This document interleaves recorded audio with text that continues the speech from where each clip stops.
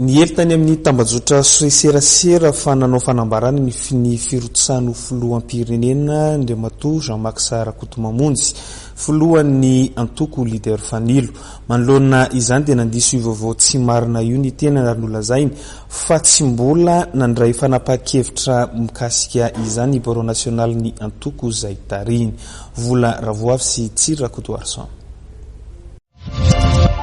Nadiso ny vaovao hely tamin'ny tambazotra tserasera izay nilaza fa nanao fanambarana ny firotsahana filoham-pirenena mandritra ny fivahiniana tany Tomasina Rakotomamonjy Jean-Marc filohan'ny antoko leader Fanilo nambarany fa mbola tsy nandray fanapa-kevitra mikasika ny firotsahako fidina ny Bureau national ny antoko leader Fanilo.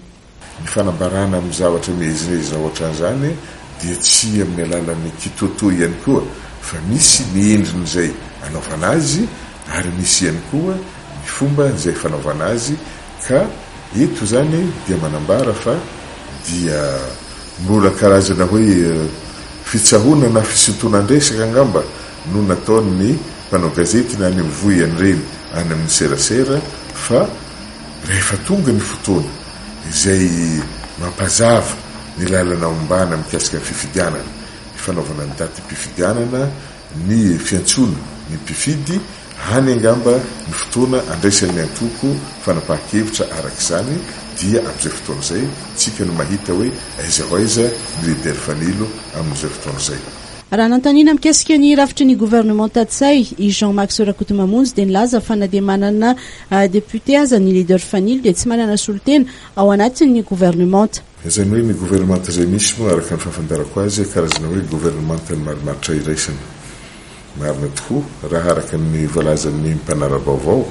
sy ny mpanaraka ny raharaham-pirenena dia manambara fa hoe marana zo tokony hananao ny antoko leader Fanilo fa amin'ny firafitra amin'izao fotoana izao zany dia tsy misy olona avy aty aminay zany mandrafitra ny gouvernement io. Malona ny toedraraha eto amin'ny firenena nisy nanomboka tamin'ny herinandro ambony iny ny fifanantonana ateo amin'ny Bureau national ny antoko leader Fanilo sy ny MFM antoko roa izay samy mandala ny foto-kevitra demokraty ary ny fahalalahana.